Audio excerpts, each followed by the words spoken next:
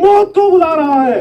बड़े बड़े बहादुर मेरे नाम की दुहाई देते हैं और सामने से भाग के दिखाई देते हैं।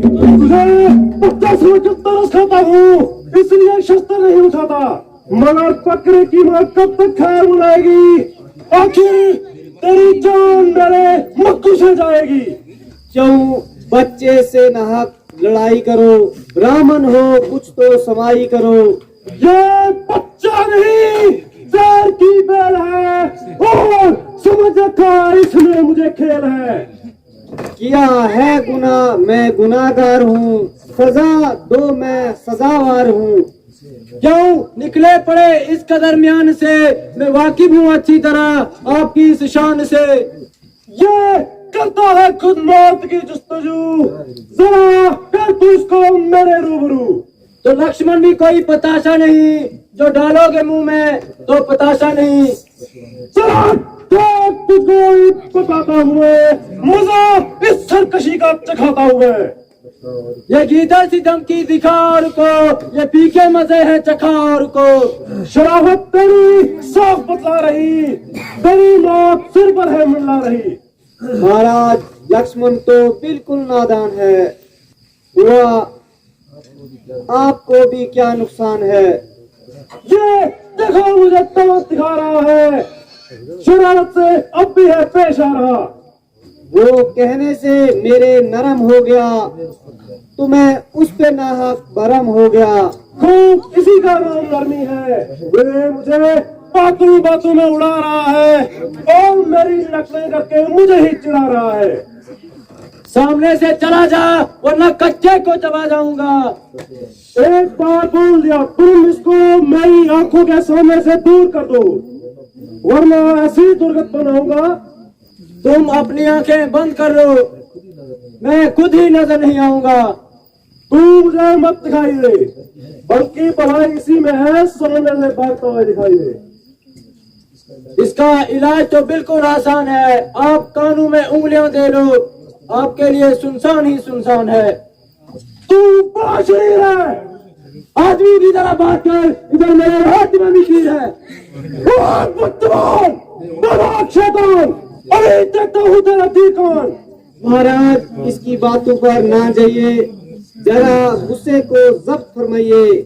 बस भाई साहब, अब सहन की अवधि हो चुकी।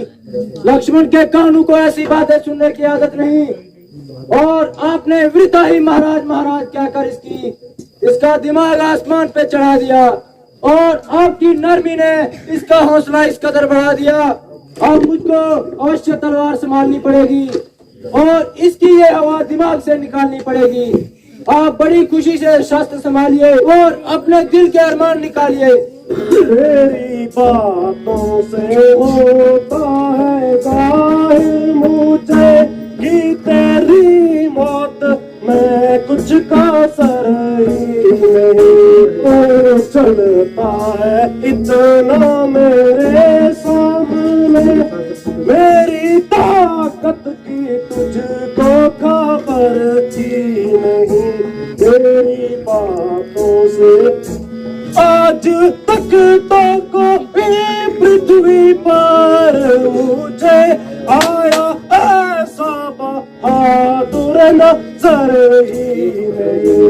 एक दफा जो मेरे सामने आ गया, हो सका वो कभी जहाँ पर ही नहीं।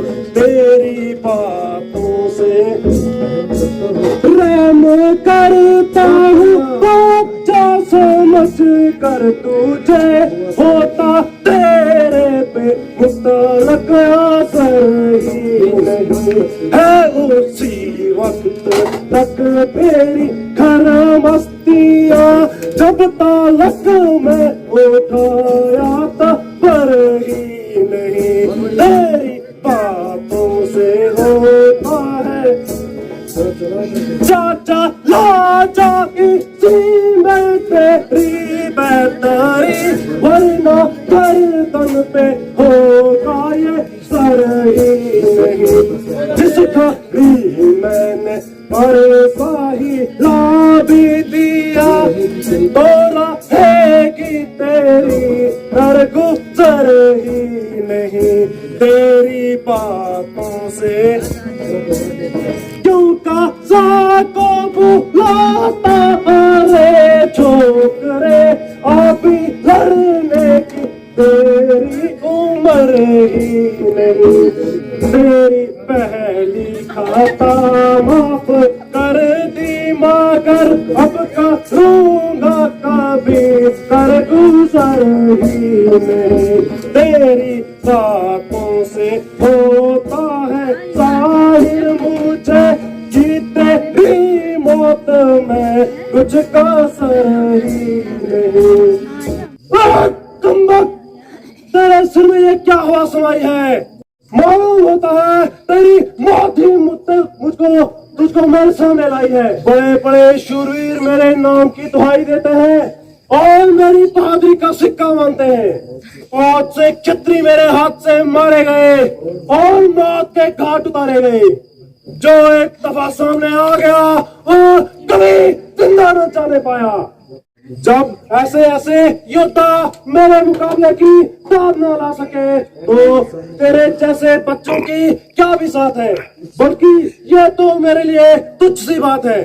अभी जरा सा परसा हिला दूं तो तेरे जैसे हजारों को भूमि पर सुला दूं, मगर क्योंकि तेरा कुछ कसूर नहीं इसलिए मुझे तेरी जान लेना मंजूर नहीं। जिस किसी ने मेरे गुरु का धनुष तोड़ा है उसे कभी तो जिंदा छोड़ूंगा नहीं, बल्कि उस धनुष की तरह उसे भी बीच में से तोड़ूंगा। हाँ, अगर तू भी शरारत से बाज नहीं आया तो तुझे भी जिंदा नहीं छोड़ूंगा।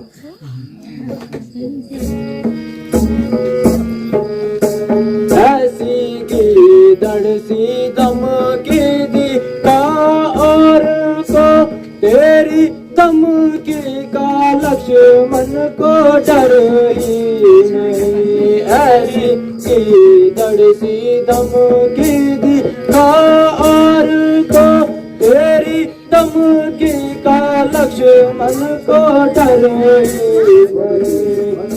लाख की जाता लाख बातें बना पाप का तो मेरे दिल में गुजर ही नहीं। ऐसी की दड़सी और होंगे जिन्होंने तेरे सामने पाप काया उठाया था सर ही नहीं। तुझे खुद दिल ही मिले तेरा है आज तक कोई आया बहादुर नजर ही नहीं। ऐसी दड़सी चाहे कम दिन हूँ कम दिन हूँ कमजोर हूँ, ऐसी बातों का तो कुछ जिक्र नहीं। भाग जाऊं तेरे सामने से अगर तो मैं दशरथ पिता का पितर नहीं। ऐसी की दड़सी आजमाऊं ना कब तक की ताकत तेरी, मुझे आएगा हर किस सबर नहीं। आज या तू नहीं और या मैं नहीं, एक की मौत में कुछ कसर नहीं। ऐसी दड़सी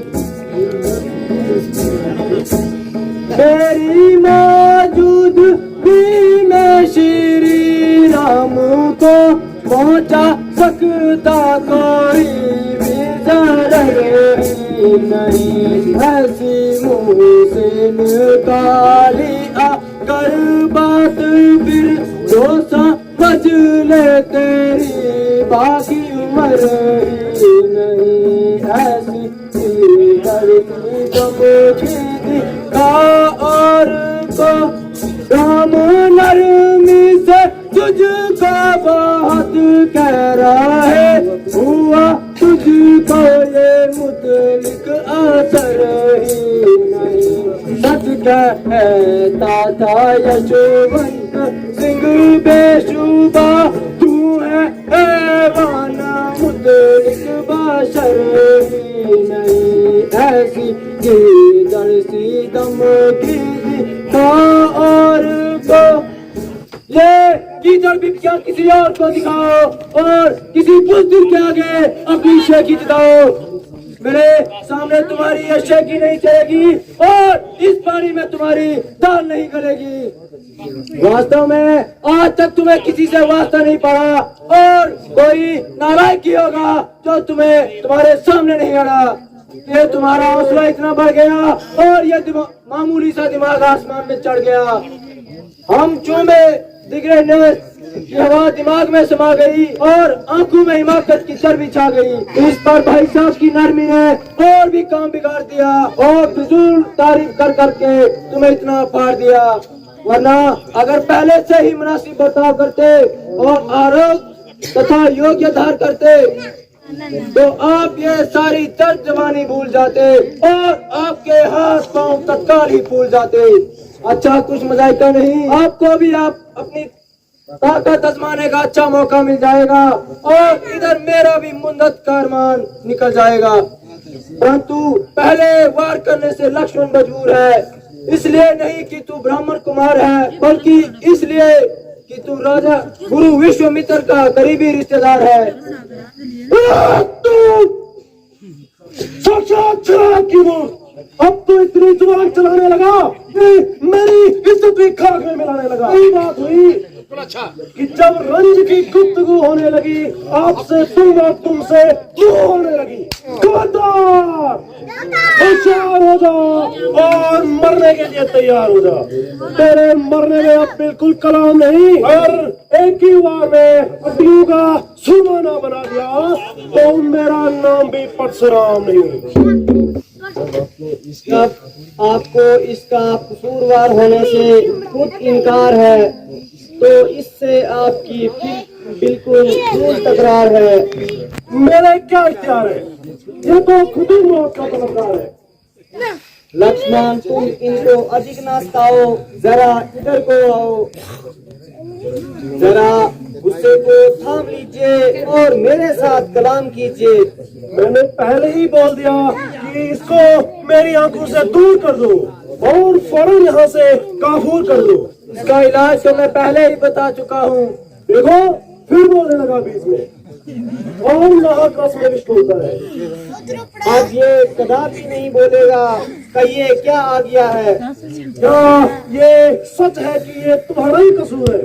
बेशक जो आप दंड देंगे ये मंजूर होगा। मुझे संदेह है कि तुम्हें यह धनुष उठाया है। तो आपने मेरे बल को कब आजमाया है?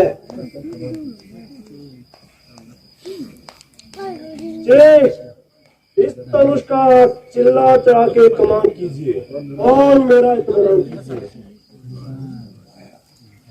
लीजिए महाराज, चढ़ गया। बस बाहर दीजिए, बिल्कुल इत्मीनान हो गया। मगर मेरा इत्मीनान तो नहीं हुआ। तुम्हारा इत्मीनान कैसा बना? ये तो मेरी डाउट था ना। हमारा इत्मीनान ऐसा कि मेरा तीर जब कमान पे चढ़ जाता है तो बिना किसी की जान लिए वापस नहीं आता है। तो अब ये पड़ा किसकी जान लेगा? तुम्हारी लेगा और किसकी लेगा? क्या तुम्हारी लेगा। महाराज बिल्कुल मरेगा, मर जाएगा ऐसा कहते। ये तीर थोड़ा सा सहना ही पड़ेगा। बहुत से पहले से ये इसको नहीं सह सकता। जान है थोड़ा सा ना, बिल्कुल ना।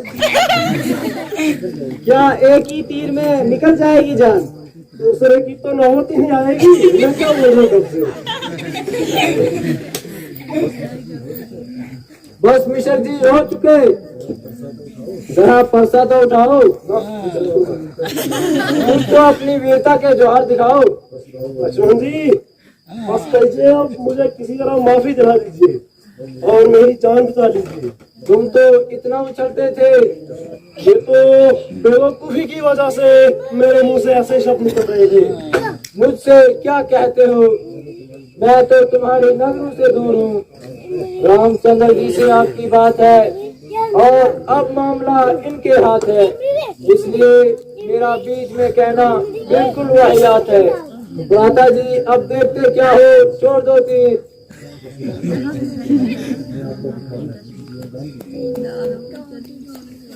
मैं आपका भिखारी हूँ, मुझे जीवन दान दीजिए और मुझ पर एहसान कीजिए। तुमको तो अपनी बात की शर्म नहीं, मगर शरण में आए हुए क्षत्रिय पर वार करना किसी का धर्म नहीं।